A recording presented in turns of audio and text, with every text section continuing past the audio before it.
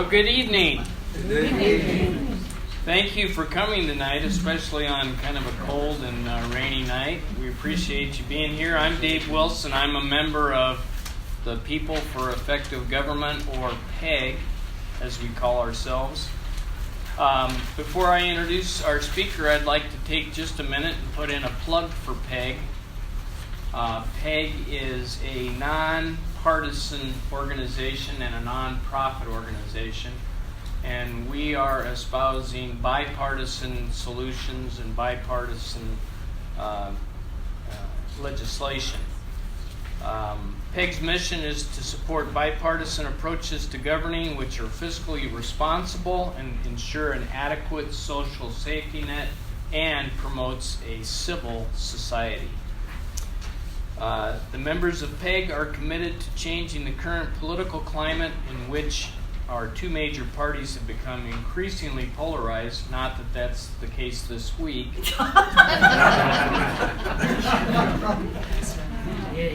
More specifically, we are committed to encouraging sincere and civil debate about the challenges that our nation faces and about effective solutions to those challenges. If you're interested in learning more about PEG or becoming a member, please visit our website, which is pegnow.org, or talk to one of the PEG members that are here tonight. I forgot my name badge, my bad, but we have some people here with badges on that you can pick out. So our speaker tonight is Cindy Black, and we're very lucky to have her. She came all the way from Seattle, the Shoreline area.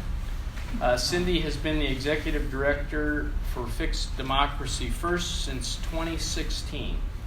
She was also the campaign director for WAMN's successful Initiative 735 campaign. Way to go, Cindy.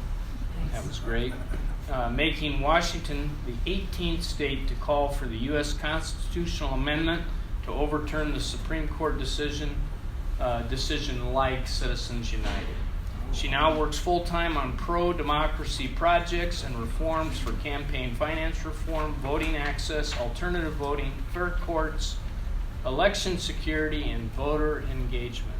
So let's give Cindy a big round of applause and bring her on.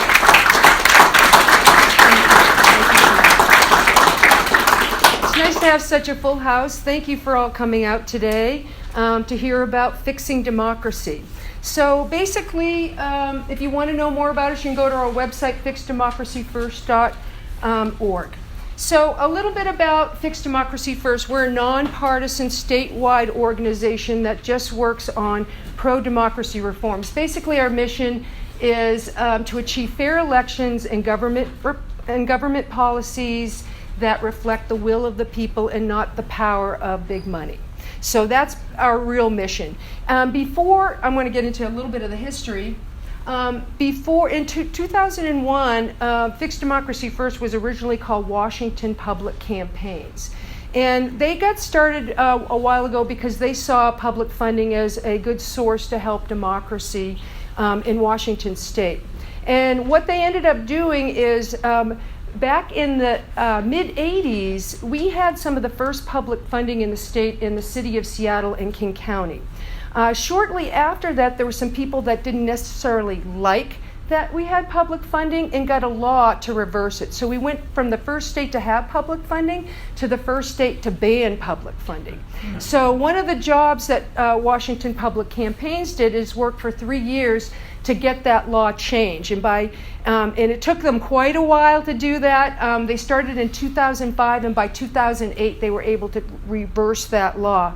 But unfortunately, in 2008, the crash happened, and then there was no money for public funding. So that was a big problem.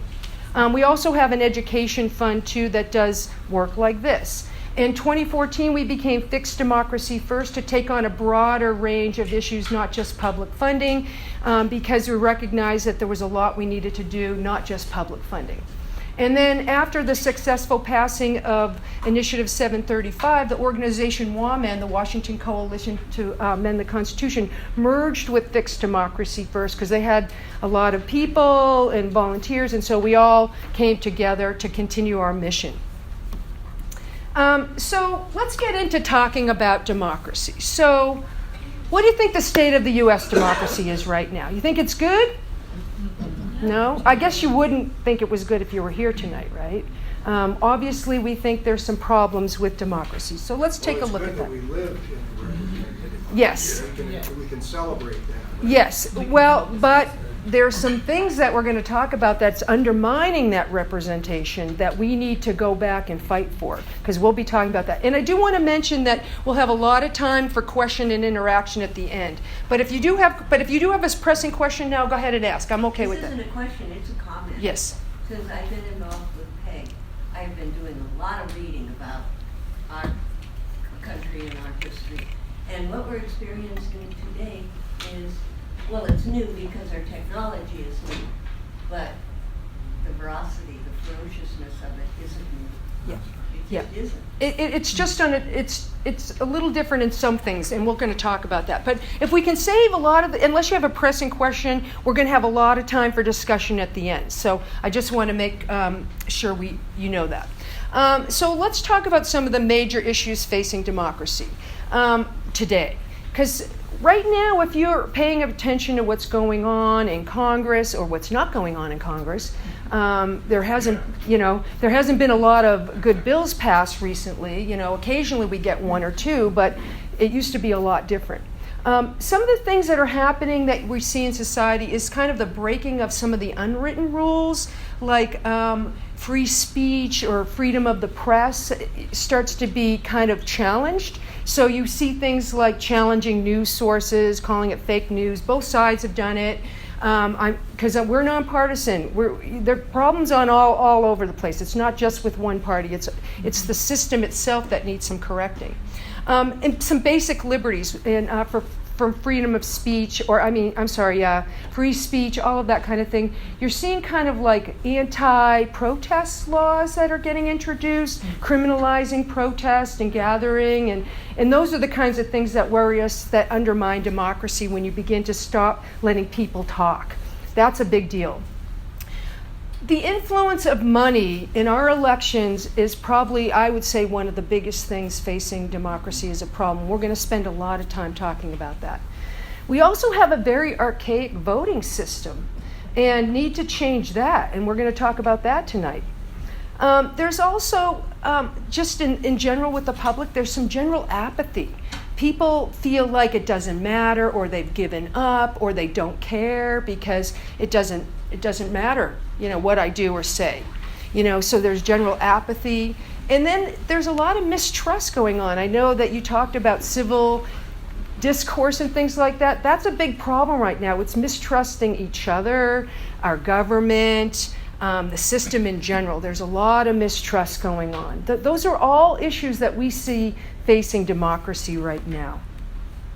So before we get into solutions, I want to talk a little bit about some of the things that led us to this place, just so we have a little bit of history.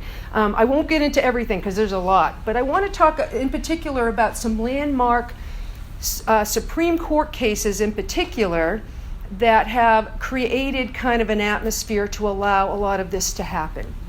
And this goes back long before Citizens United. Back when Santa Clara versus Southern Pacific Railroad, back in the late 1800s. This is the case that we can turn to and say that corporations became people under the Constitution with this. And it wasn't even a decision, it was something how it got interpreted in the decision, but they've run with it ever since. But if you look at our history, corporations are never listed in the Constitution. There's no mention of it whatsoever. In fact, corporations used to have to be chartered in the beginning, and it was a specific charter for maybe 10, 20 years, and it had to be something for the public good, like a bridge or a road or something like that. And then in order to get a charter, you had to petition your state legislature. It had to be passed by both houses, and then it also had to be signed by the governor, which is what? That's like a bill, right? That's exactly what we do to pass legislation. And then those charters were revoked if they violated any of the agreements. And charters were revoked all the time. When's the last time you heard of a major corporation having their charter revoked? It doesn't happen. In fact, in some places it's easier to get incorporated than it is a library card. That's kind of ridiculous. And then another big decision that happened a lot later was Buckley versus Vallejo, money equals speech. This is the decision that basically said that spending money in political campaigns is a form of free speech. So you have corporations are people, you have money is speech. And then here comes 2010, where we have Citizens United. Basically, throughout all the limitations that corporations, unions, wealthy special interests could spend in elections. So that happened, right? Everybody pretty much knows about Citizens United, right? A lot of people don't know that shortly after that, we had McCutcheon versus the FEC that basically said that government can't prevent citizens to give to as many candidates or parties as they want to, and kind of open the floodgates to special interests. So those are some key court decisions that have kind of led to a lot of the problems we see, especially with money in elections these days. So let's look at what happened before Citizens United.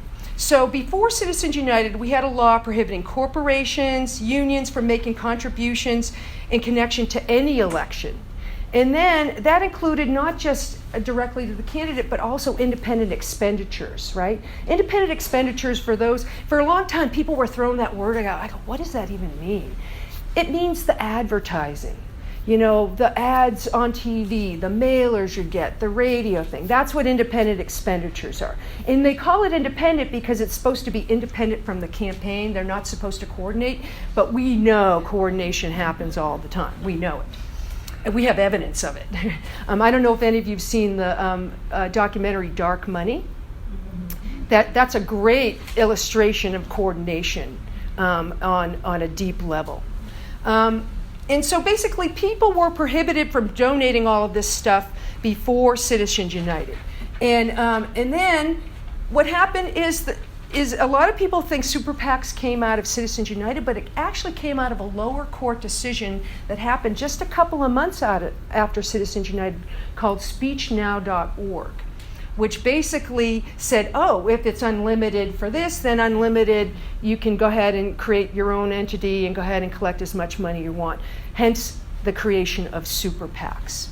So they can spend unlimited amounts of money, and oftentimes it's dark money. So we don't know where it's actually coming from, because you can funnel money through a C4. That's a 501c4s is a lot of where this money gets funneled through, and you don't have to disclose your donors if you're a C4.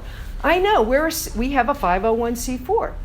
And we don't have to disclose people that contribute. But we also know if we're going to be participating in a campaign, we would set up a separate PAC and collect money through that and disclose it, because that's how you should do it. So for example, super PAC spending almost doubled from 2012 to 2016, from like over $600,000 to $1.1 billion. We anticipate the 2020 election will, I don't even know where it's going to go. It's going to be over $1 billion at least. It could reach $2 billion at some point. That's how it's growing. It's growing not just a little bit every election year, it's like almost doubling. And also, if you look at those 501c4s, we had like 1,300 before, that 2012, and before that, there was just a few hundred. Right? So they keep increasing, and it doubled to 2,416. So in just 4 years, we doubled the amount of C4s, and those were mostly all PACs, almost all of them. We also have problems with transparency, and that's one thing we're going to talk about today. I want to point out this Princeton study because I think it's really relevant to where we are today. Princeton did this back in 2014, and they looked at, over time, all the bills that passed and also people's interest in that. So, for example, they found that if you had 100% of the people behind something, like 100%, like everybody in this room and everybody in the country was behind an issue, which is not going to happen, but say everybody was behind it. But then you also had an issue that nobody was interested in, nobody could care less. It had the same amount of passing, 30%. Whether people liked it or didn't care about it or was behind it 100%, it still had a 30% chance of passing. That's it. But if you looked at ideal representation is as it goes up, it's supposed to do flat, and we have a flat line there. They were saying that statistically that we have less influence on policy than we thought. The difference is, and I didn't put this chart up there, you see the chart where the moneyed interest, then they compared it to people who had the moneyed interest, and their chances of passing a bill shot up to over 60% if they were behind it. So what we saw with this is that moneyed influences was ruling the roost as far as policies going through, getting passed. If you think about lobbyists and things like that, have some of you heard of the American Legislative Exchange Council, ALEC? And basically they're a bill mill, really, and it's business-friendly legislation. Basically they write pro-corporate, pro-business legislation that they funnel through legislators mostly on the states. So they influence national legislation too. And what's interesting, they've operated under the radar for many years, but a lot of people now know about them. You know, they did a lot of the right to work laws, stand your ground laws, the real ID laws, things like that. Those are the type of laws that they pass. But they have been a big influence in helping write corporate law or corporate policies and getting them passed. I want to put a quote up here by Thomas Jefferson because he wrote this in 1816. I hope that we shall crush in its birth the aristocracy of our moneyed corporations which dare already to challenge our government to trial of strength and bid defiance to the laws of our country. So, guess what? That happened. Corporations have kind of done a lot. And you can see that, unfortunately, big money has had such influence, and they have bought some of our government. Not all of it. Locally, we're in pretty good shape. Nationally, unfortunately, is a bigger issue, and I'll talk about that. Corporations, we're also talking about special interest groups. Special interest corporations, So it's not just any entity that would spend money in elections. So when I say corporate, I also mean special interests, and I apologize for not saying that. So now I want to get into talking about the fixes of democracy, because those are the things that us, and I want to point out Ann Murphy from the League of Women Voters, we work very closely with the League of Women Voters. And I also want to mention Jim Lee, who's on our board of Fix Democracy First. I was going to do that earlier and I forgot. So these are the type of reforms that we've identified that we think would help solve several of the problems. First of all, I want to say there's not one fix. There's not just one thing you can do that's going to fix the whole system. There's many things that we have to do to fix the system. One of the long-term solutions that was mentioned when I was introduced is the constitutional amendment that would overturn those decisions like Citizens United, Buckley versus Vallejo, and Santa Clara versus Southern Pacific Railroad. Those are the kind of things we're going after. We think that a constitutional amendment is a way to go. The reason why, there's only two ways you can correct a Supreme Court decision. One, the court has to hear another case and reverse itself. The other is a constitutional amendment. We've amended the Constitution 27 times already in this country, and we're probably overdue. But many of those amendments were to correct court decisions. So we think that's a valuable course to go. It has to happen eventually. We know it's a long way off. So what do we do in the meantime? There's still a whole lot we can do in the meantime. Could you give us an example of a constitutional amendment that has passed that corrected a... Yes, interracial marriage, the poll tax. There's a couple examples there. Well, all of the voting rights. All the voting stuff, yeah. Yeah, there's a bunch. I can't remember all of them, but there was a whole series of those. I did a training on it, but it was a while ago. So some of the big things that we work on is campaign finance reform. It's not sexy, but it's necessary. Excuse me. Oftentimes when I start talking about campaign finance reform, people's eyes start glazing over. They feel overwhelmed, like, what do we do? How do we deal with money in elections? Well, one of the things we can do is disclosure, right? We can force those 501c4s to disclose their donors. And what's the great thing about that, we've done some of that in Washington State. The other thing we think is public funding of elections really helps a lot too, because again, that puts the control back into the people's hands. We get to control that. And we found that public funding of elections actually makes people campaign differently. They have to campaign more to their constituents, not just attend big fundraisers. It's a much different type of campaigning. We know we're seeing successes in Seattle, and we would love to replicate it statewide at some point. I want to point out the 2 disclosure. It's a lot up there, I know, but I wanted you to know what those bills were. But basically, we passed 2 with the help of the League of Women Voters. I know we were there in Olympia testifying side by side for these. And in fact, us and the League of Women Voters were the only people that testified in favor of these bills. That's sad, isn't it? So we passed in 2018 the Washington Disclose Act of 2018 that would force the C4s to disclose their donors.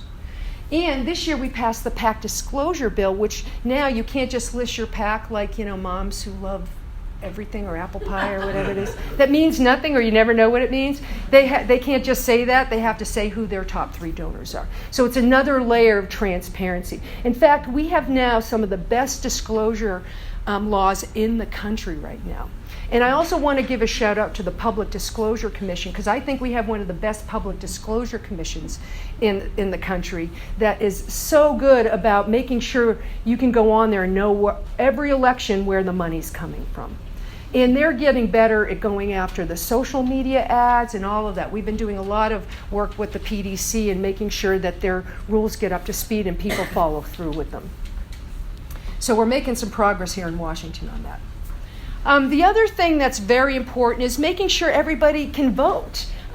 We don't want barriers to voting. We shouldn't have barriers to be able to vote. If you're a citizen of this country, you should be able to vote. It should be easy for you to vote. Luckily, we have some good things like that. We have mail-in voting here in the state. That's an excellent thing. We have a paper trail. We have auditing now of elections. We also passed a bunch of voting laws in the state to increase voter participation. Automatic voter registration, same-day registration. That all kicked in just this year. Then we have pre-registration now for 16 and 17-year-olds. So now we can pre-register them when they're in high school, and when they're 18, they're automatically on the voting rolls and we'll start getting ballots. We also passed postage paid for ballots, so now you never have to put a stamp on it, because we saw that as a form of a poll tax. And we don't want it shouldn't cost anything to vote. So now we try to make it as convenient as possible. The other thing is we're looking at how to enfranchise in voting of formerly incarcerated people. In 2009, we gave voting rights back to people that were previously incarcerated of a felony. But unfortunately, nobody ever told them they got their voting rights back. So for many years, a lot of people still don't know they have their voting rights back. We have to inform people. But this year, we passed a law saying now Department of Corrections has to notify people that they have their voting rights back. And right now, if you've been previously incarcerated, you can't vote until you're off community custody, which is what we call parole.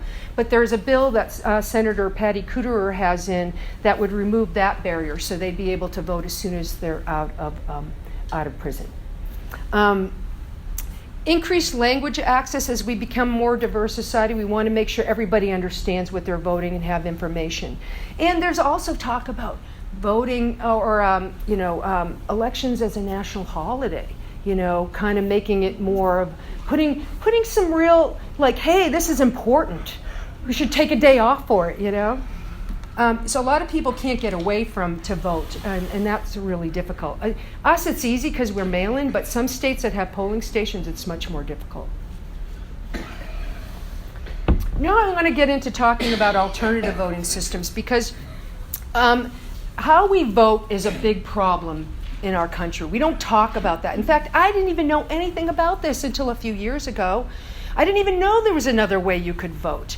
Right now, we have what's called first past the post, winner-take-all system. That means no matter how many people are on the ballot, or you can only pick one, and whoever gets the most votes win, right? It's a majority straight-up winner. So if you have 10 people on the ballot, or 2 people on the ballot, it doesn't matter, whoever gets the most votes. So oftentimes we get winners that are minority, they were picked by the minority, because if you have like 10 people on the ballot and somebody got 20% to win, well, that is not very representative, is it?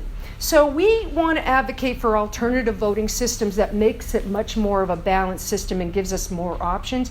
And it's just a better system. Right now, anything we do to change our voting system would be an improvement. Anything, any system we would do. That's how bad it is. The problem is one of the reasons why I would say we have such a, conflict, bipartisan system. It's in conflict. It can be traced back to how we vote, because think about it.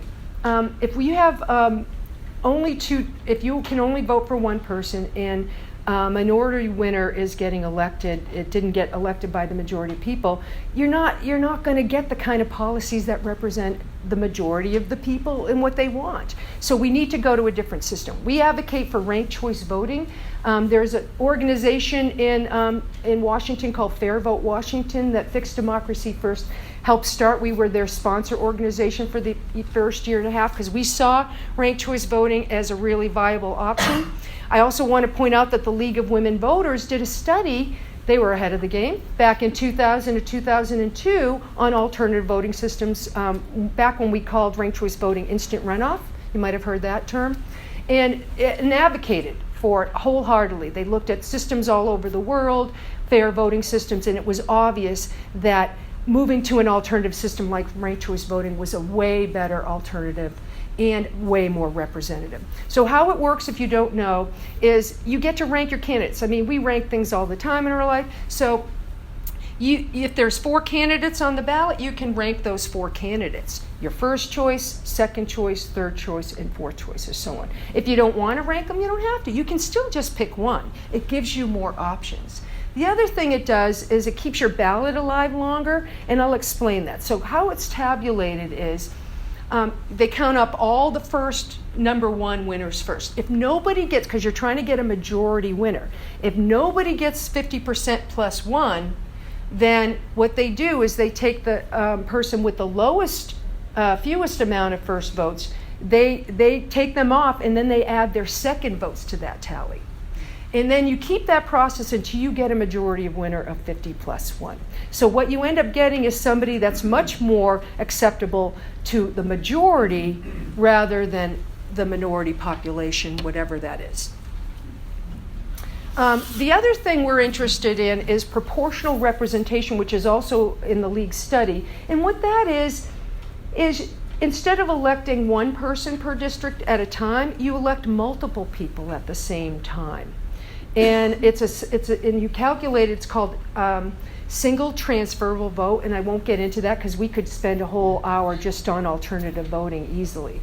But what it does is, for example, is instead of say you wanted to elect 3 people in your district, rather than each one having be elected separately, we're going to pick them all 3 at the same time. And so they evaluate how many people they're picking and how much percentage they have to get to be in that winner. So what that opens it up is to third parties, independents. It also eliminates gerrymandering altogether. So benefits of ranked choice voting using multi-member districts. That's what proportional representation. So you open the door to third-party independent candidates, which I think is very important in our culture right now to do that, because guess what? There's a whole big chunk of people that don't identify with either one party or identify as independent or with a third party. And in Washington State, that number actually is bigger than even Republican number right now, and it's fast approaching the Democrat number. So that's a big part of our population that's not feeling represented, and this is a way that we can move that to allow it to other people outside of the typical 2-party system.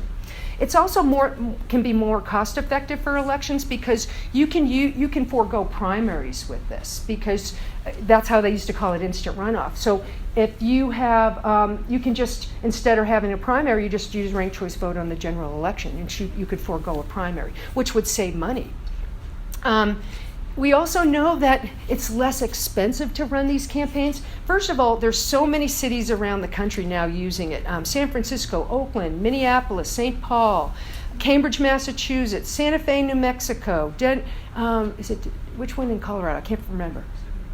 There's a bunch more. Maine, the state of Maine passed it. New York City just passed it. So it's coming. People know this is an exciting thing. And what we're finding through these places that are already doing this, it's less expensive for candidates to run a campaign. You know why? No negative advertising. Because you're trying to get other people's second vote or third vote to get you over the top. So if you're a candidate walking down the street and you see your opponent's yard sign at somebody's house, instead of walking by, you'll walk up to them and go, oh, I see you're supporting so-and-so, but hey, we agree on this. Can I count on your vote for number 2? Because they may need that number 2 to get over the top. A great story was in Santa Fe, New Mexico, just had a ranked choice voting for the first time recently, and I talked to people in a conference I went to back in March in Nashville, and it was great because of money and elections issues. And she said a bunch of dark money, PAC money, came into the state to spend in the elections. And unfortunately, because it was a ranked choice voting, they didn't do the negative advertising, and they didn't want to spend it on that. So they ended up not spending it. So there was a big chunk of money that did not get spent in the election because of that. And we didn't even anticipate that kind of thing happening. So that was a side benefit of that. It definitely helps eliminate the spoiler effect. So if you had a third-party candidate, fine, that's not a big deal. The people that are going to have the most support are going to go forward. So, for example, if you had 2 Republicans and a Democrat, the Republicans are not going to wipe each other out. What they're going to do, it's actually by the ranking, you'll end up getting the top person there. They'll end up ranking. So most likely a Republican will get elected in that because that would be the second choice, right? Rather than those splitting the vote and the Democrat winning. It could happen vice versa. Does that make sense? I mentioned that it ends gerrymandering, and not just ranked choice voting, but when you do the multi-member districts. In fact, they've had people look at this and try to gerrymander multi-member districts, and they found it was impossible. They can't do it. So by adopting a program like this, we would eliminate gerrymandering. So that would help a lot. For somebody like myself who's really fuzzy on this multi-member district, maybe I'm the only one. No, I'm not sure you're not. Give me an example of what you're talking about. So for example, Cambridge has been doing this since 1940. They've have a proportional representation and a ranked choice voting system. So what they do is they elect their council members all together.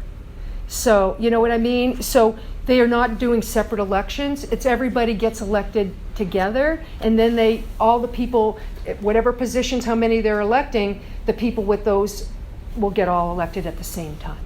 So I just want to double check. What you do is you add up the numbers. Like, if you get first choice, then that's your number 1. And so whoever has the least number, and that's the first choice.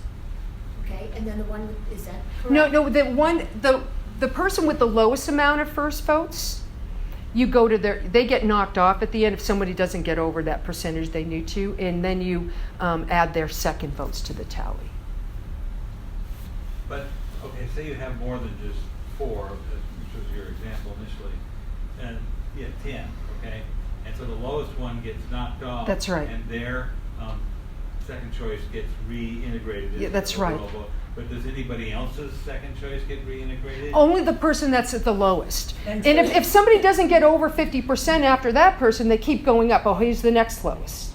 And so what happens is you keep doing that until you get over the 50%.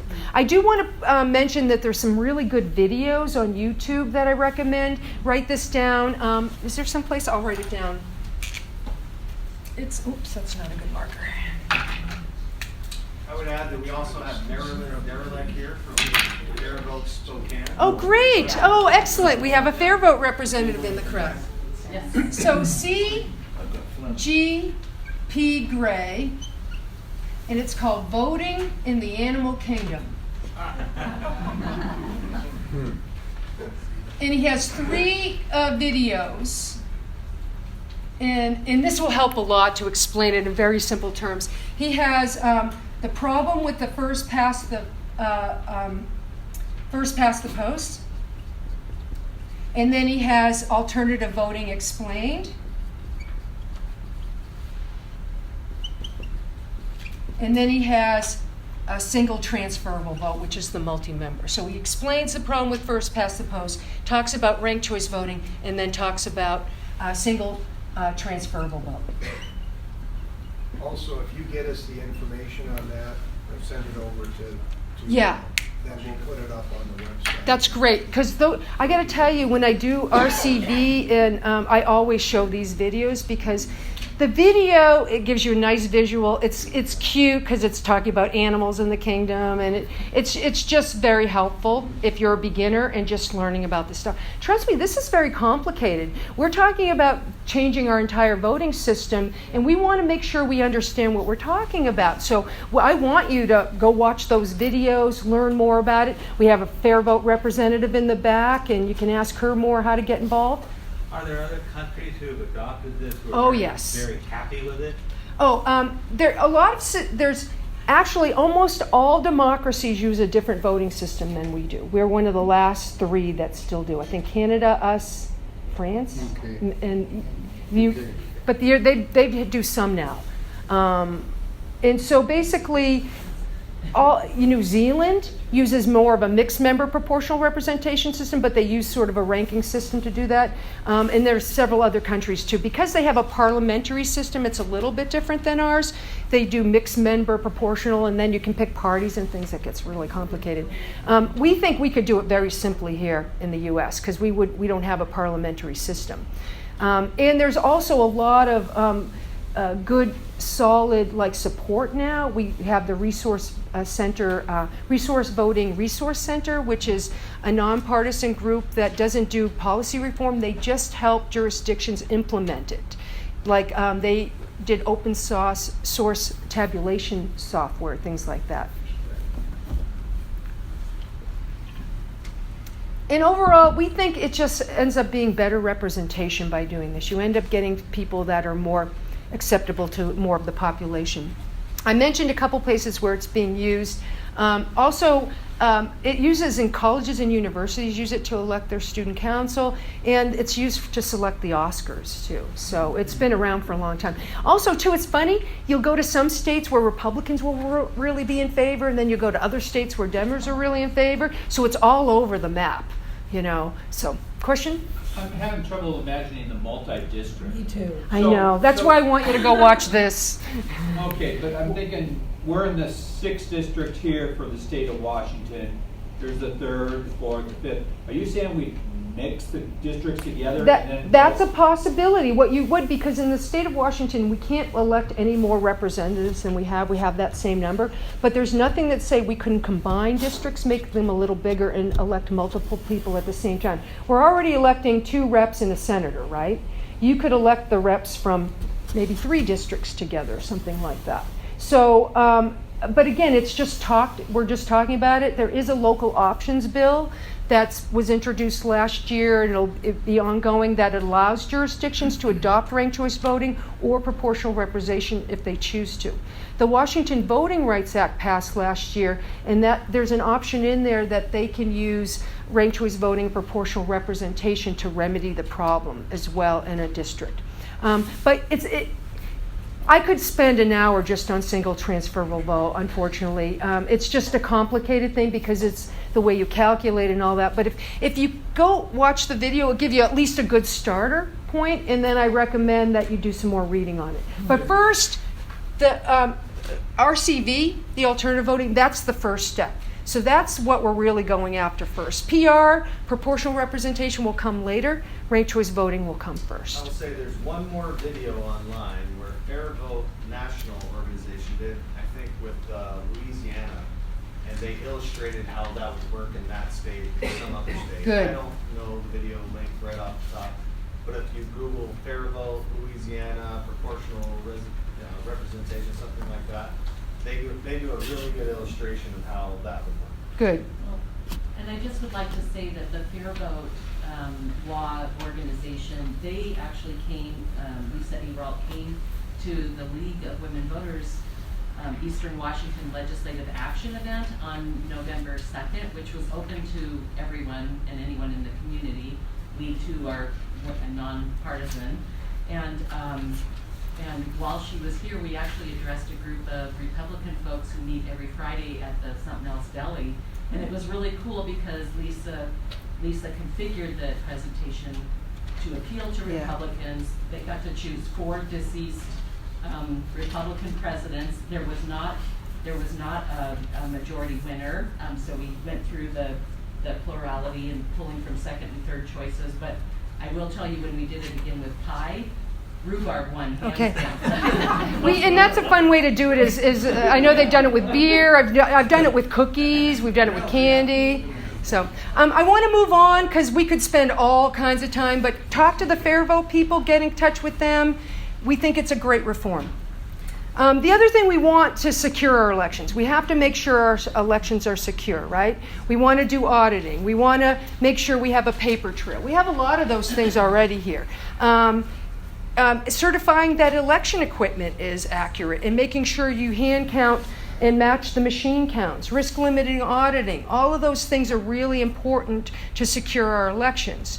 We're very vulnerable. Our system is really vulnerable if you think about it. Unfortunately, voting machines are very hackable. The fact that we have a mail-in system, all paper, is a really good thing that we have a paper trail.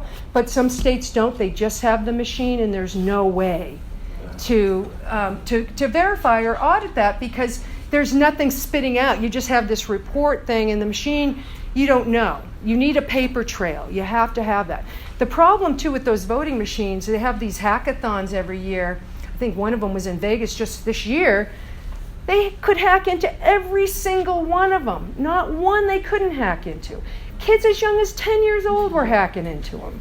So that's the problem with the voting machines, is that you can't, it's okay to use machines, but it has to be a way to spit out a paper trail that the voter can go, yes, that's what I voted for, have my receipt, and keep track. That's a big issue. And again, we are lucky in the state that we have a paper trail, but some places don't. And we have to make sure that we monitor all elections all the time. We can't just sit back and go, oh yeah, everything's great. We always should be on top of it. That's the problem, is we have to be on top of it all the time. Sorry, sip. Haven't talked this much in a while. So the other big thing that we really like to do is push local reforms, because guess what? On a national level, we're not getting as far as we would like to go. So we focus on local and statewide, countywide, cities, all of those, because we think we can make a big difference there. We know that a lot of reforms that happen on a national or even state level have happened first on a local level, in a city or a county. Oftentimes those are your experimental places where they'll introduce something. They'll have a friendly legislator or city council that'll be willing to take a risk. Go, let's try that. Let's see if that'll work in our city. And so local reforms, I think, can be a big. I know Spokane is really good about working on local reforms.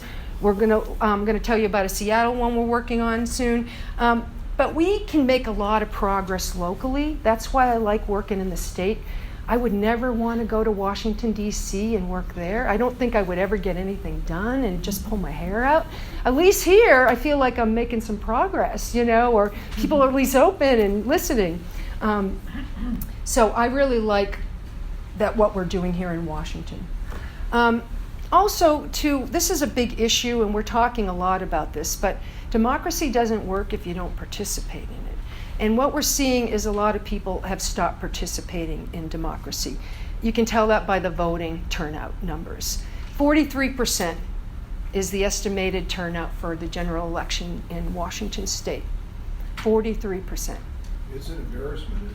It is. It's pathetic. It's really sad and pathetic when, especially that we have all mail-in. We have same day now, even though a lot of people still don't know about it, but we have a lot of things. So we've kind of laid the path and say, hey, here, it's ready to go, but now it's how do we get people engaged? Get them out of that apathy. Is only of the people who've registered. Exactly. Yes. So there's a bunch of people that aren't even registered that aren't even that. So that's a much even smaller number than the eligible voters of this state. And guess what? It's like that everywhere. Not just in Washington, but everywhere is having that problem. And I think it goes back to that Princeton study I pointed out. A lot of people feel like their votes don't matter, and to some extent, there might be some truth to that, and that's really upsetting on a national level. On a local level, it's way different. Voting on a local level matters hugely. That's where you have the biggest impact. Not so much on the national, but a lot of people only think about national elections. When I'm out registering people to vote, and I'm telling them when the next election is, isn't that next year? I go, no, we have elections every year. We have one this November coming up. And so people don't even know that we vote every year. So there's this sense of disconnection, and we have to figure out how to engage people back in the system. And there's a lot of us talking about how to do that. We also want to encourage people to be informed, get educated, know what's going on so you can make better choices yourself, but also participate and encourage other people to do the same. I mentioned a little bit of history today. I just touched on that, but there's a whole other stuff. I didn't even talk about the Powell memo. Anybody hear about the Powell? Know about the Powell memo? Lewis Powell, who wrote it back in the early 70s. It was a response to the 60s and early 70s in a lot of the civil rights laws and also environmental laws passing, Clean Air Act, the Clean Water Act, the EPA, that all came under Nixon, by the way. And what happened was a lot of the big business and special interests were concerned about those.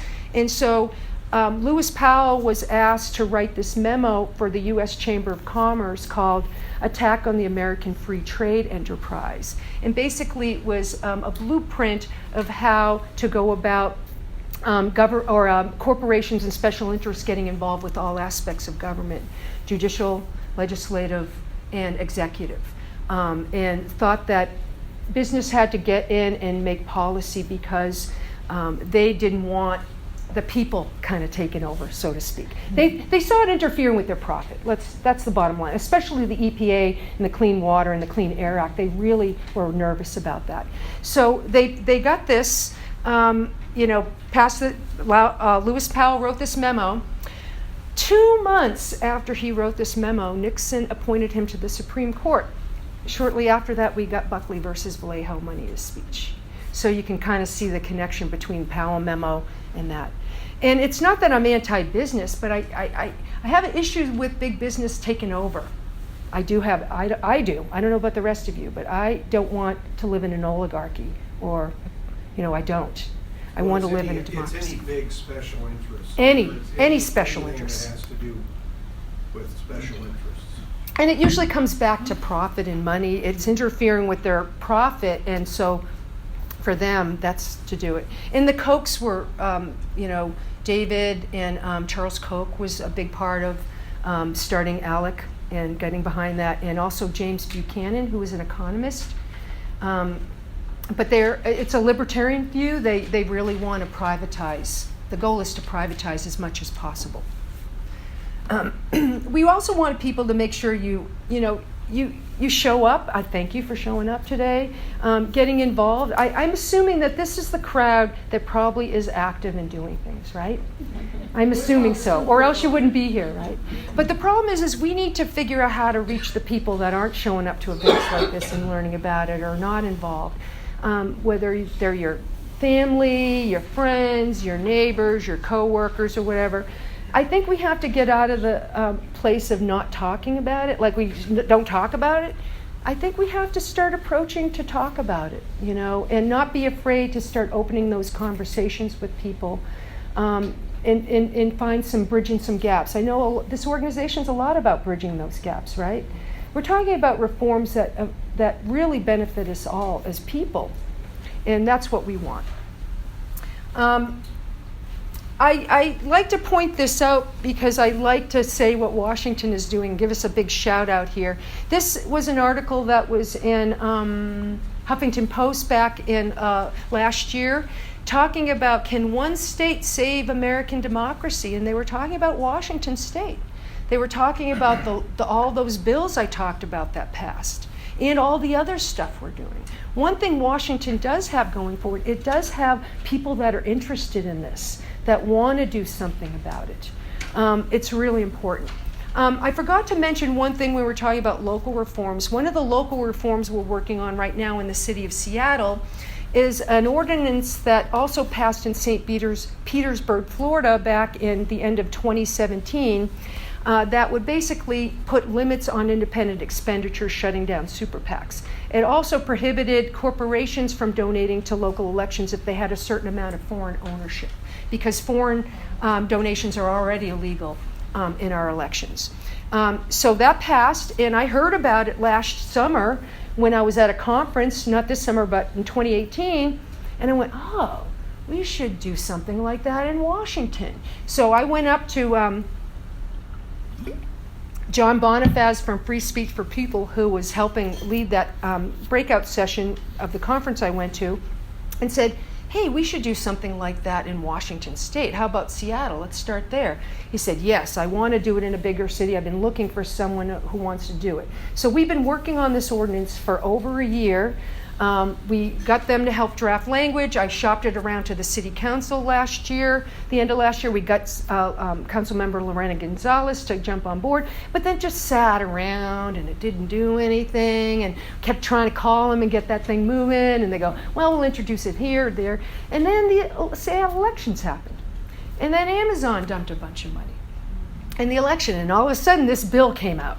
Like, here we go. So now, all of a sudden, because Amazon made a big deal about this donation, because they really did make a big deal. I don't know if you know, but they made the announcement about it. They didn't just give it to them and you had to go to the PDC to find out. They announced it. So it kind of put a big target on them, unfortunately. Well, maybe fortunately for us. But for us, it made my job easy, because I go, okay, well, thank you, because now we're moving that bill forward, and we have a hearing on December 11th. Public hearing, expert testimony.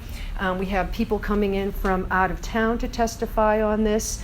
And it would put $5,000 limit on independent expenditures. It would also say if a corporation had a 1%, and they may mess with the numbers here, this is what it is right now.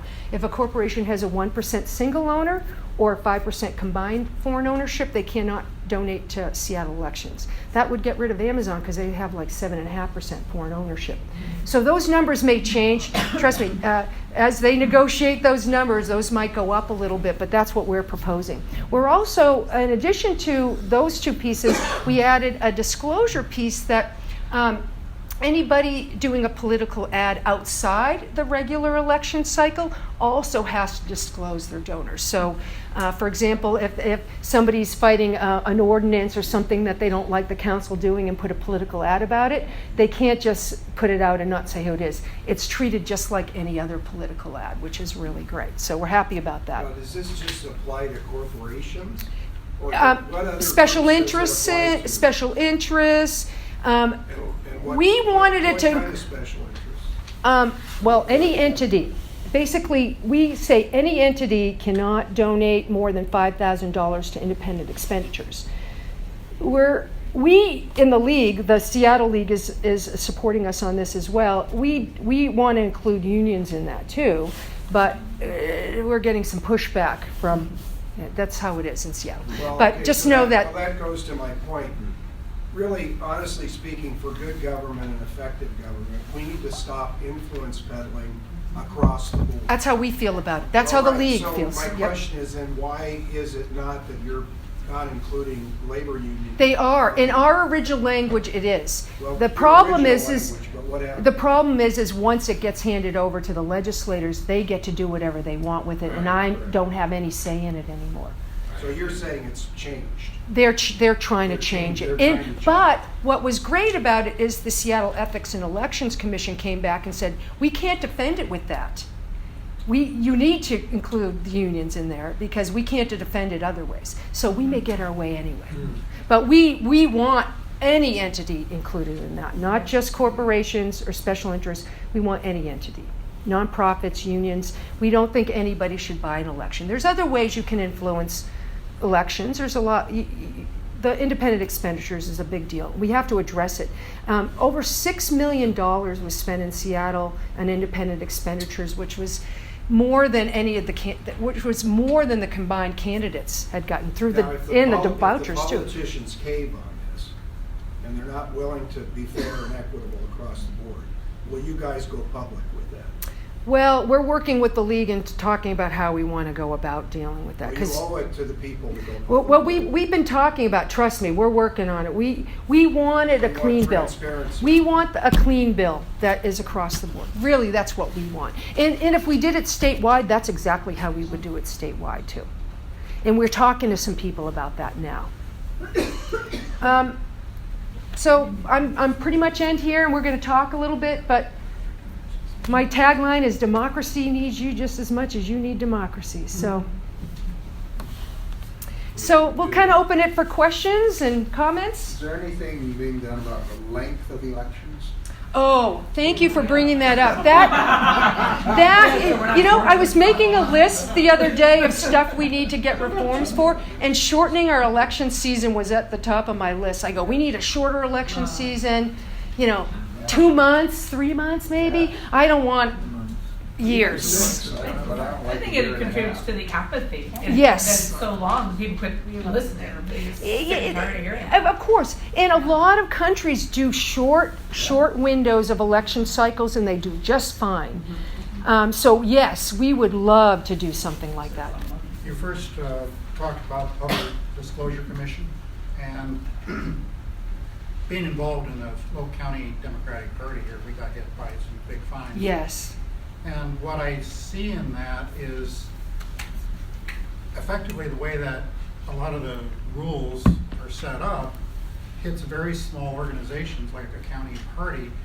Oftentimes they're just volunteers, they don't know what they're doing, things get lost and they get fines that increment daily into tremendous amounts.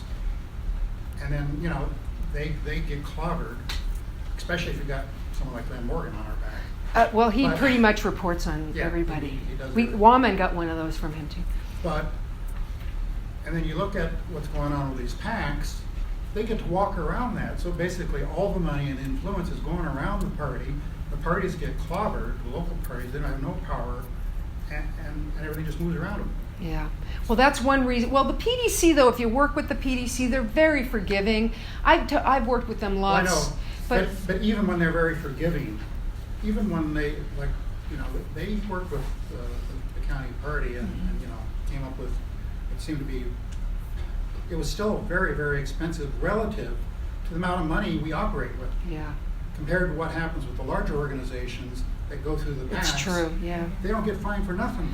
And that's a big issue. I agree. That's an issue. They're getting away with a lot. Unfortunately, a lot of those PACs, they have the money to, have the legal support, not like the small organizations. Because it is volunteer. Another thing I'd like to mention is ALEC is actually a 501c3. Yes, it is. Which means they are an educational tax exempt organization. Yes, they are, which is crazy. For the state legislators and dining and whining and dining. That's right.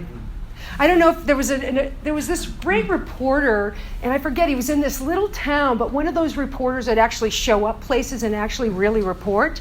And he was outside the ALEC door, peeking in and reporting, and so-and-so's in there, and they're trying to kick him out. And he had paid for a room there, but he was there trying to report on his state, who was meeting with all these, all the legislators who they were meeting with and what they were doing. I'm going to deliberately ruffle some feathers with the statement I'm going to make, but bear with me. There are some people that are too stupid and too ignorant, they shouldn't be allowed to vote.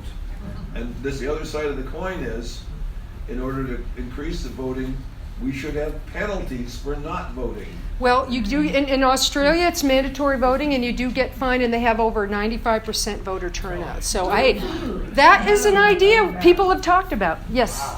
So to challenge you guys in doing these sessions and stuff, as you said something earlier about, there's a group of people here, and I recognize a bunch of people that I have in other circles of my life. So it's a type of folk. Yes. So hi Victoria. Hi. So speaking of someone you know. So earlier in your presentation, you commented on how to get the other people in the room, right? And when anybody ever says that, and I work for government, and we try to speak to people, and I always try to speak.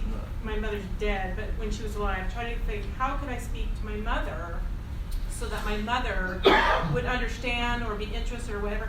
My mother would never have listened to your presentation tonight because there was so much information and there was so much depth and stuff.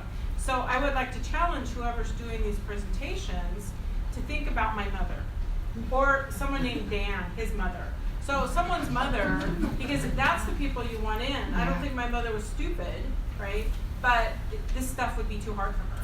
10 years ago, I wouldn't have understood Well, this stuff. except that you have a personal interest in it. Yes. So what you're trying to find is those people who are average folk and get them to care. And Yeah. so it's hard for them to care when there's so much information. Yeah. So I just want to challenge you to think about that, about not how to dumb it down, but how to straighten it so that the average person could get something out of it so that they could feel passionate towards it. I totally agree. And what's interesting is a project that we're working to develop is voter outreach to increase voter participation and turnout.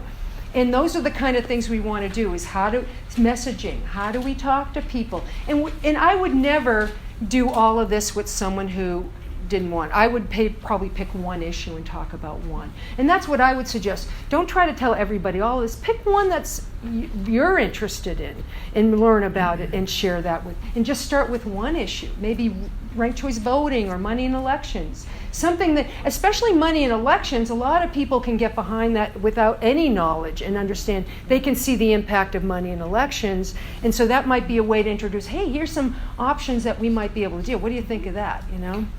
Well, Okay, I got 3 people, so we'll go 1, 2, 3. Yes, go ahead. Find a way to get a personal story involved. Yeah, personal stories help a lot of like how it impacts you personally, like how you might see money in elections affecting your personal life, like maybe healthcare issues or environment, whatever your issue is, you can probably tie it back. We can always tie it back to certain policies not getting passed because of money and issues, money in elections right now, or money, corporate interests, special interests, just basically beaten down the door. We don't have those type of resources.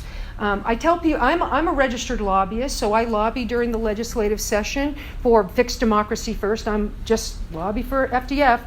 But, when people say, I tell people lobbyists, they think I'm the kind of lobbyist that, has the credit cards and can take people out. No, I don't have any of that. I don't know if I could afford to buy them a cup of coffee. I don't know. But the thing is that there's different ways to do it, and I think we just have to know that we can go about it in a slower way and talk to people about it. Okay, back there? Well, just like about the personal story, I know when the League of Women Voters goes into civics classes, we really try to bring it down to the student's level of understanding, like who is it that sets the school calendar?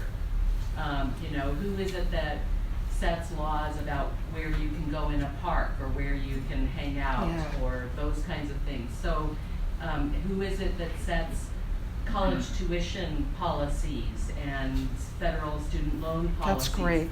So I think it's important to try and understand who you're speaking with or trying to share with.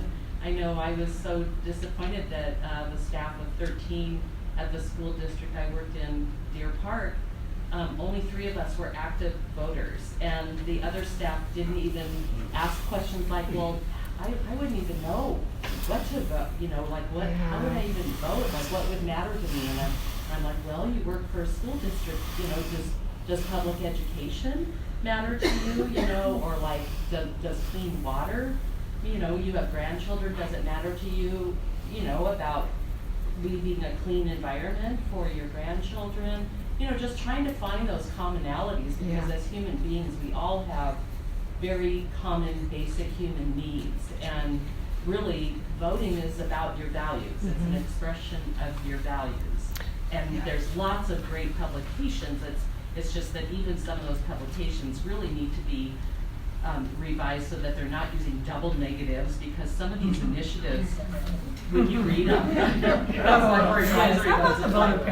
to read them 2 or 3 times. And I consider I'm a fairly well-educated Well, when I vote for judges, I'm like, I don't know anything about these judges. I got to look them up. And that's the other thing we're getting into fair courts issues, because we feel like there's a whole branch of government we're ignoring, and we have to pay attention to our fair courts. We know that there's some laws coming in. Sorry to get out of the tangent, but the courts is very important. There's some laws being passed or trying to get passed in the state that would reduce the number of Supreme Court justices, also make it partisan, which we don't like at all. We want impartial judges. So that's one reason why we're looking at judicial funding. But I want to get back to the personal stories and the values, because I think that goes hand in hand. I think finding that what might be important to them, like if they're a student or a teacher, or regardless, if they're, wherever they work, I mean, there's so many things that impact us.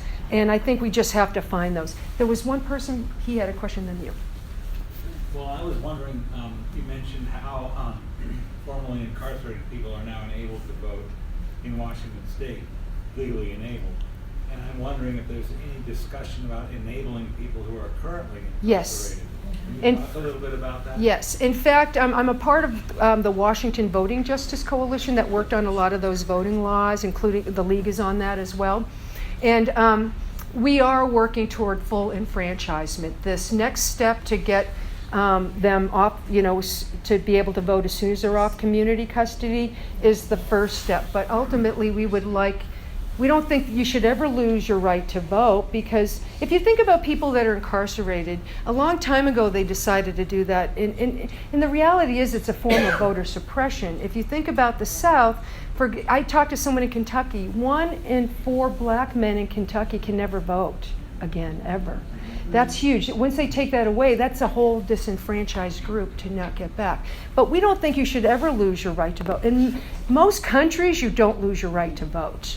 In fact, candidates will go to the prison and campaign. So it's a different mentality we have about this punishment mentality. But we don't take away their freedom of religion. We don't take away their citizenship. Why should we take away their right to vote? And trust me, policies impact them quite a bit in prison. So we believe that they should be allowed to vote. Maine and Vermont do allow their people that are incarcerated of a felony to vote. As our group, PEG is a nonpartisan group trying to find consensus, the issue there is probably finding something in the middle that would address the issue.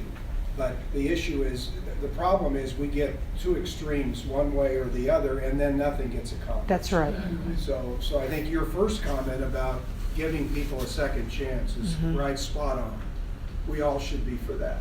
And so then a person who has been convicted of a felony, then there should be consequences for that if they've been convicted by a court of law, by jury or judge, whatever it is. And then they serve their sentence, and then they should have the right to have their rights restored. I'm not quite sure I would argue the case of having somebody who's still in prison for their offense, but did they be allowed to vote? Because that again, this is but the they're issue we're dealing with in yeah. our society, whether you're for or against that. Those are the extremes. Sure.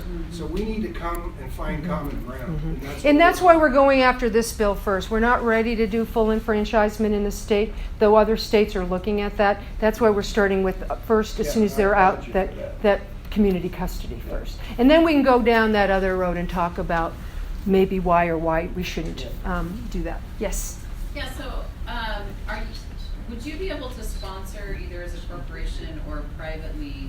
So let's say my favorite brewery, I said, if you come to this event, you have League of Women Voters show up. If you register to vote, your beer is free. No, you can't do that. No, you can't give any reward for getting someone to vote. No. Like we always have candy out on our table just to get people to come over, but everybody gets candy. You don't get candy if you register just because you register. So no, you can't do anything like that. You can't offer something for that. No, you can't do that. That's illegal for sure. And we'll start over this end and move our way. Let's start here and then here. Me? Okay. Yeah, you first. One thing I've advocated, and nobody will pay attention to it, is that no political campaign, you'd have to have an exception for the presidential, but no other political campaign should be allowed to spend more money than the salary that office would earn. That would be pretty low for some of those positions. And you're next? Yeah, I had a thought when I was filling out this last ballot with all those, whatever they were. The advisory votes? We can talk about those in a minute. Okay. The thought that I had was I did not vote for it if I didn't understand it. So Yeah. I left a lot of blanks. That's okay. And that's okay. Does it Because they don't say mean that- anything. Does it say that on the ballot? I never went back and No, looked it if this was doesn't. okay. It doesn't You can because- only vote for one thing on the ballot if you want to, and they'll discount that one thing. But do people know that?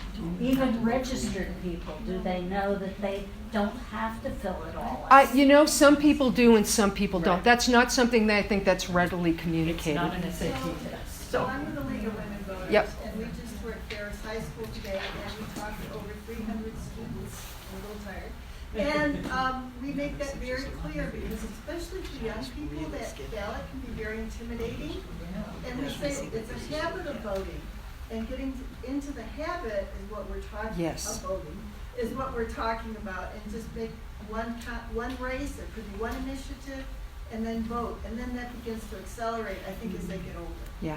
But do you have to even have one? Can you just mail in a blank ballot and you have expressed an opinion? Yeah, but it doesn't. They just toss it because there's nothing that gets counted. It gets counted as a blank ballot. It just gets counted as a blanket. It's undervotes. Undervote. It's an undervote. So we're moving that's in the across. stats, Yeah, but we're it moving doesn't across mean here. There was hands here. What's the status of teaching civics in high school? Oh, and do you want to say something about that? Because the league was behind that. Last year, the legislature, it was in 2018, passed, we've had civics in the high school, but it could get embedded in social studies class, but it now has to be a standalone half-credit class. Yay. And District 81... Yes, required. And believe it or not, one piece that was in there that we got taken out was, it was a required class, but they didn't have to pass it. Exactly. but the league was great about getting rid of that, and so now they actually have to pass the And they class. have to pass it, and I forgot the other piece I was going to say, but District 81 has an absolutely awesome curriculum person who's downtown, and her only job is civics. Yeah. Wow. What's She- her name? Susie Gerard. And she is awesome, and we met with a whole lot of awesome I was there with Beth too today. We talked to a lot of kids, and so that's kind of where it starts. And Maryland's involved in that and other schools too. And it also involves a very critical piece. It involved the tribes, and so it's First Nations history, which is really important for that to be included. So not just, from the time Curriculum be white folks standard arrived. across the state? They're working on it. Districts get to determine their own curriculum, and of course, District 81 is. Her curriculum is awesome. I was very impressed when I saw it. But my point is I why, know. But it's because just Rosalia moving. should benefit from the curriculum development in the larger districts that have the resources. So then, why can't we have a standardized civics course? I mean, for the students. There probably are some standards. I can't. They are working on some standardized Each student's receiving the same curriculum. information. Yes, yeah, they're working on that. Well, and one of the things that was very important and what got passed was that it needed to include local government. So often, the civics lessons that students get is just all about the federal government. Yeah, we need the And local. they can't relate to it. So That's right. This has to include state and local government education. And so I could pitch the league's book too. The league has a book called "The State We're in, Washington," which is about our state government and brings in the tribal government. And that's why a lot of schools are using it, because it brings in tribal government.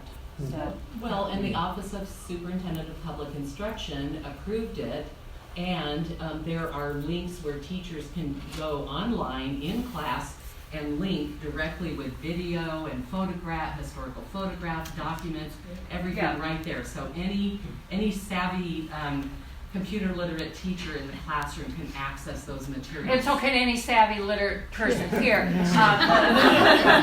The book is online free, but teachers still like to have classroom sets of the actual physical book, but they also know that there's the linking through the whole online portion as well. And part of the budgeting that we've worked through with the OSPI just recently is doing more teacher training, and that of course would be statewide. Yeah. So. And there's Thanks for also your efforts on this too. well- And of course, it's long overdue, but thank you. For Yeah. doing Well, it. thank you. And the first copy of this particular book was a mimeograph study back in 1901, but it has developed into the 8th edition. That's got wonderful color, and it's very pleasing, and people get a lot out of it. So check it out. I also want to mention there's curriculum being worked on for the younger grades too, because we Right. think it should start in kindergarten, Right. preschool. Are you working with ESD 101 also? Well, not directly. If you aren't, you should be, because they support all of the rural. Right. And we just started as the local league. Our first bite of the apple was to work with District 81. And now then we'll be looking at other school districts as well.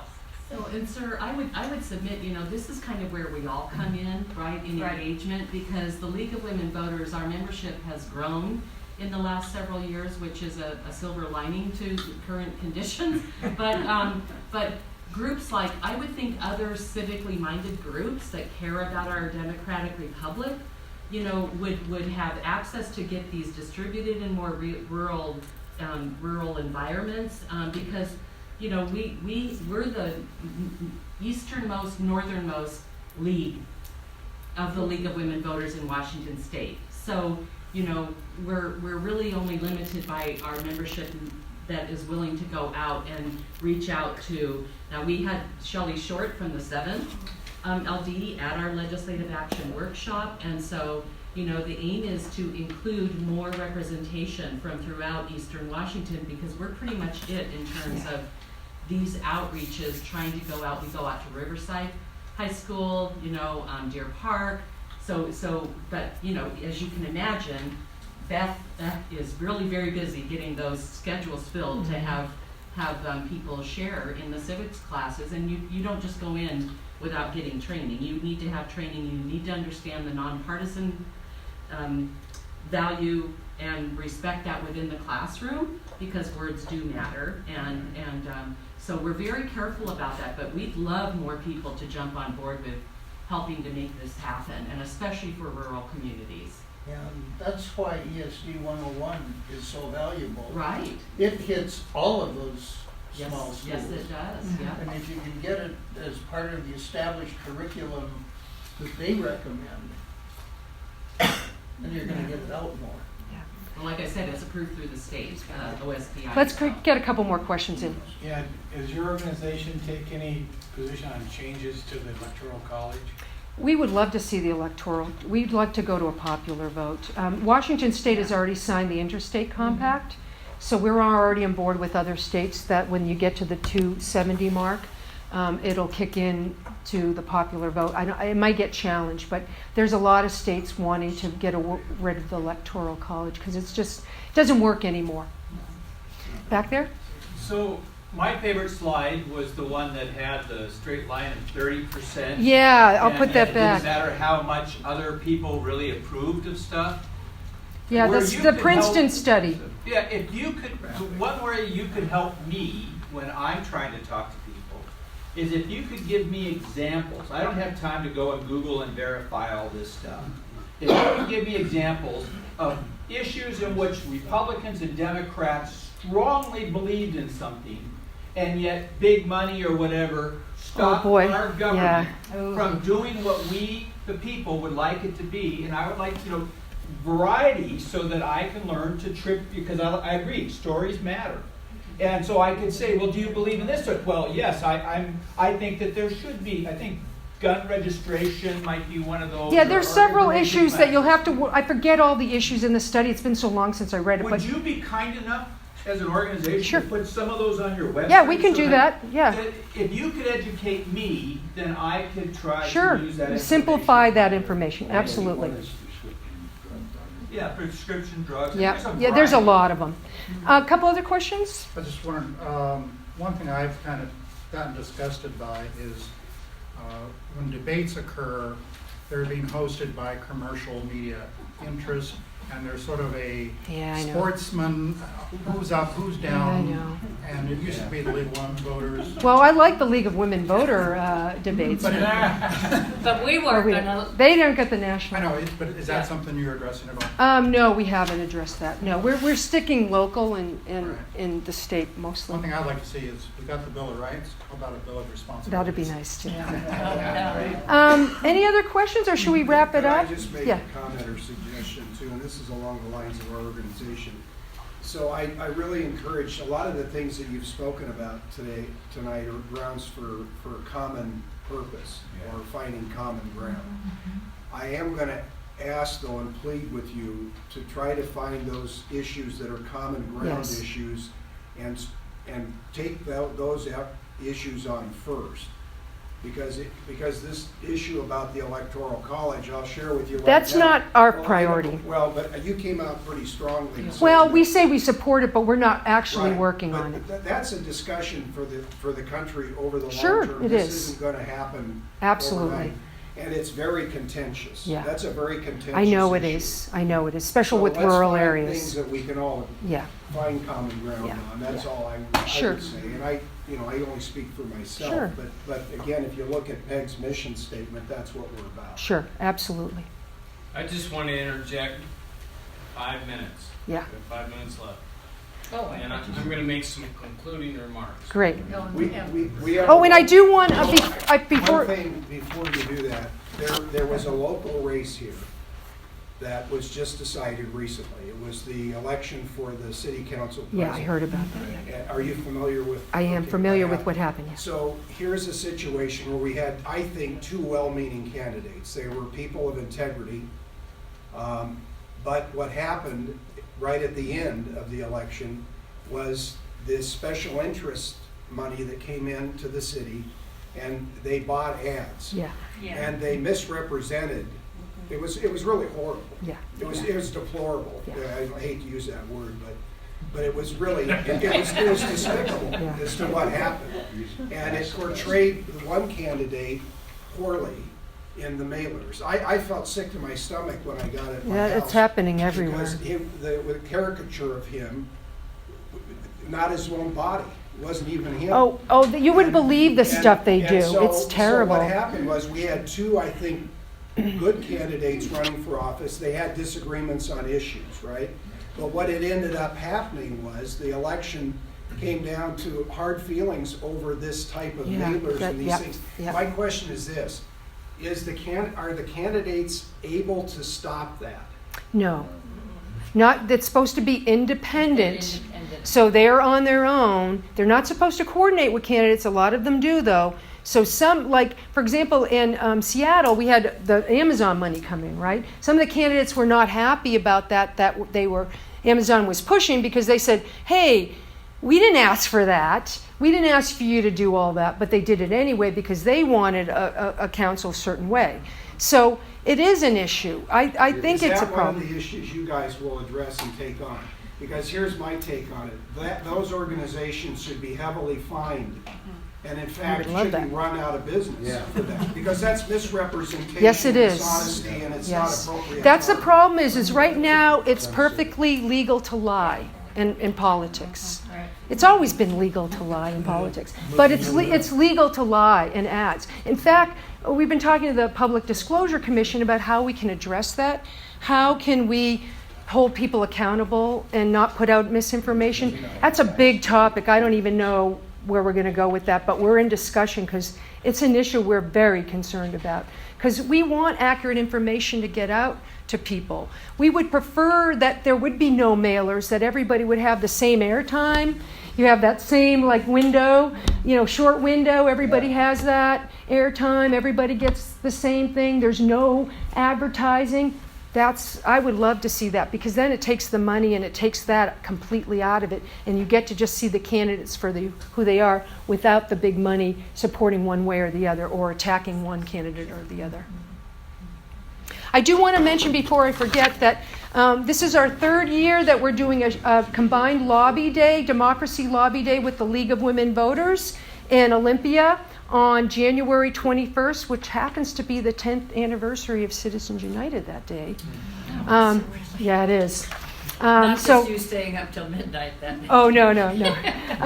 But we do this every year. Well, this is the third year, and we had like about 150 last year. People all over the state came out. So we encourage people, if you can make the trek out to Olympia on January 21st. We're going to be defending a lot of pro-democracy bills. We're also going to be hearing from legislators, lobbying with legislators, all of that good stuff. So that's the kind of support we need. I know it's hard. Olympia, you're out here, but hey, we'll find places for you to sleep and all that good stuff. How can I support you financially? Thank you for mentioning that, because I always forget that part. I'm not good at asking for money. That's why I work on democracy. Here's our brochures. How you can support us is you can become a member for as little as $5 a month, or you can just make us a donation. We do rely on donations. We're 501c4 is our Fixed Democracy First, but we also have our Fixed Democracy First Education Fund, which is our C3, which enables me to do things like this. So anything you can do to financially support us will keep me being able to keep doing this work. I mean, I'm literally, I think, the only full-time employee in the state that works on this. I don't think there is anybody else that works on democracy full-time. And get the paid. lead person on democracy is a volunteer. Yeah, exactly. That's And what I she said. works just as hard as I know. Cindy. And Kathy Sakahara, we work very closely together, but she doesn't get paid. She's just a volunteer. So, Not just a volunteer. no, she's more than that. I learned a lot from testifying by watching Kathy. Yeah. She's an expert at that. Has anybody heard about a bus that they're starting service from Spokane to the west No, side? I haven't. Then I must have dreamt On the of 21st. It's $10. Yeah. $10. Oh. It was on the web, I saw it on the web. Oh, and maybe there's a group that's going to be driving out or something? No, or? it's a. No, it's a. Oh, it's a something commercial else. Business that's. Oh, it's a business that is Yeah. taking Wants people to do across. bus service, and they're going to start Oh. with some teaser rates, I think. Oh, well, that's kind of nice. I didn't know that, so I that's think great. it's called Flex or Flix. So it'll go back and Something forth, so if I need to come Yeah. out, I can get on the bus out here? $10. Actually, it was cheaper to fly out I here went to than it their was to web- drive. You can get a good Yeah. I went to their website yesterday, I think it was, looking to see if I could pull rates. They didn't Yeah. even have that up yet. Wow. I don't know. Okay, we are out of time. The person who asked about the electoral college, No, we can just the hand league these has had a up. position against that since 1970, so it's not You just even a hand some of those reactionary right there. kind of thing. There's also bumper stickers and donation envelopes up here if you'd like. Let's hear it for Cindy.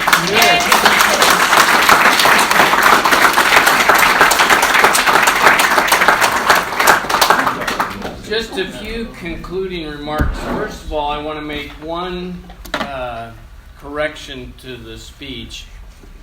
I'm a big fan of ranked choice voting, but when the last place person, we don't knock them off.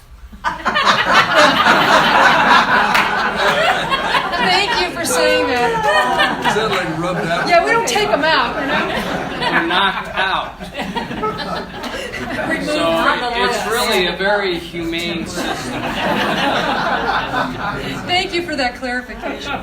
The other thing I want to let you know, you may not know this, so we've got Fixed Democracy First, we got the League of Women Voters, we got Washington Fair Vote. This is what PEG is trying to do. You may not know this, but we've applied to become a 501c3. We think we'll have that in the next couple of months. And then we're going to also apply for a 501c4.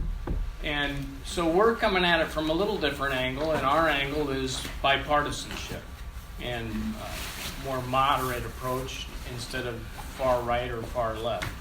So stay tuned. We're trying to work like the rest of these other organizations are, and we think PEG, there's a lane for PEG as well. So we appreciate you coming tonight. This has been a great turnout and a great discussion.